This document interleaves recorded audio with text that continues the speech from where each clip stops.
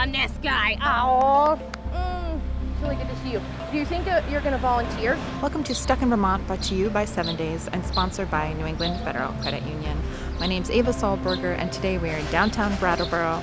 Well, what have we here? What's up, sugar? We're going to look at the opioid crisis, which has devastated Vermont families and communities. Here in Windham County, 24 people died from overdosing on opioids in 2018. We're just talking to people about substance use and recovery. Today we're going to hit the streets with Project CARE, a team of recovery coaches and police officers. Chuckles over here. Yeah, having a good time? I'm Ella. Ella is a recovery coach. Not only does she seem to know everyone, but Ella uses her unique sense of humor to connect with people. I'm a person in long-term recovery from substance use.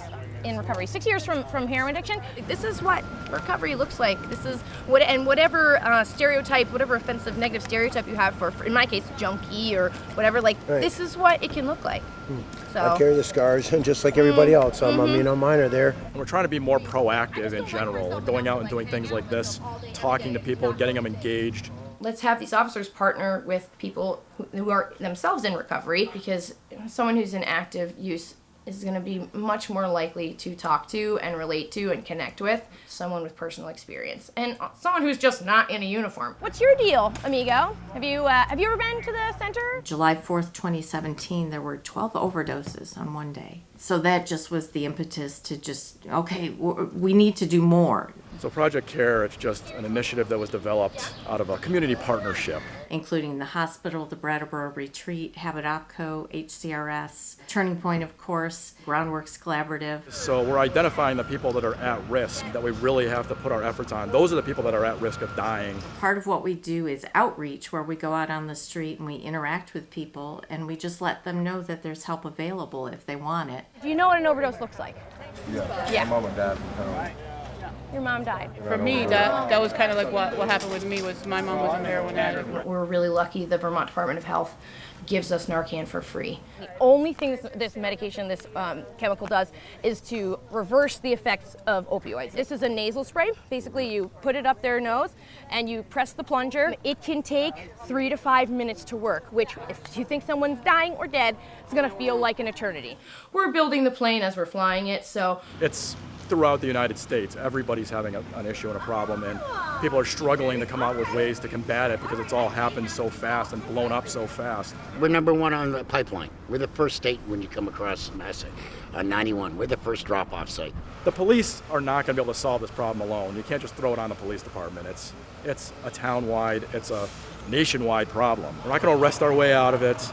There's no disease in the world that runs at the sight of handcuffs. Substance use disorder it's a disease. It's a chronic disease of the brain. I gave you that information about the new dental clinic, right? I went. Let me see. Let me see. Oh, okay, so please. Recovery is not linear for most people. I certainly didn't wake up one morning and was like, I've licked it. I've got a job I love. I've got a stable place to live. I've got a car. I've got an amazing partner and a baby who's freaking adorable. And some days are still hard. The place that I was before I started using was so sad, so unhappy, so filled with fear and self-loathing, self-harm, eating disorder for years that were just crazy. And then I went from pills to opioids to the hard thing about heroin is that it's like being given a warm hug, which is like your brain literally getting a hug is really tempting. I don't really understand how I got from there to here. There's still a part of it that's like a miracle. Change is possible. You got to go after it and you got to want it, and she's worth it. I walk around town. I grew up around the area. I try to speak to some of the individuals that I know, and they ask me how I got where I am today. I just tell them I put the drugs down. Not only am I a person in long-term recovery from an opioid addiction, but I also am a patient at a methadone clinic. I'm on medication-assisted treatment, have been for a number of years. It has been the foundation of my recovery that I've been able to build this amazing life off of. Now, I'm technically at work right now, but as you can see, I'm not at work. As much as I give, I get back. Oh, the little jack-in-the-box. She reminds me of one of those little bouncy balls that you throw around and it bounces off the walls and doesn't stop. So energetic and curious and compassionate and engaging. I call her my little grasshopper. I couldn't believe how much she has matured, how much she has learned. As of today, I'm 14 days clean. And where do we find you today?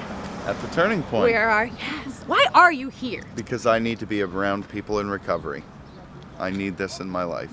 Here I am almost 13 years clean now, the volunteer coordinator. You know, so you feel good when you see those success stories go along. Just like building a connection with people and building trust, which, I mean, I have to say, in my experience, the common denominator, people are immensely isolated and disconnected. To know that you're not in this alone means everything, because for so long I had nobody but me to turn to, and when I finally reach out, there's so much support out there. Right now, like for me, the things I do to like support my recovery is to have a life that I love. People are highly visible when they're struggling with this active substance use disorder. They are getting arrested on the side of the road, they're crashing their cars, they're losing their jobs, they're in the papers. But when they are doing well, they just disappear into the background. So part of my job is to stand up and be like, recovery is possible and this is what it looks like.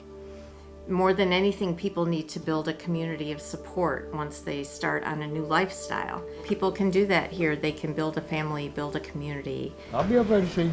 Hell yes! It's really all about the connections. You know, we can't do this all by ourselves. Something that saved my life. Whatever you've done, whatever you have going on, whatever you think of yourself, like, I'm gonna be here no matter what. Thank you so much, Ella, and everyone we talked to for a eye-opening day. And we will get stuck in Vermont with you again real soon. Follow us on Facebook, YouTube, Twitter, Instagram. Sign up for our weekly email alert. You don't have smell-o-vision yet, so you don't know this, but he smells fantastic too. So you can things are going And that well. only happens in recovery. Yeah. Not to perpetuate, unpleasant stereotypes, but recovery smells better than It does. active use. I needed something else in my life. You sure you ain't have that now? I hear that all the time. Yeah, people think I'm on drugs all the time. Hugs not drugs, guys. All right. Anyways,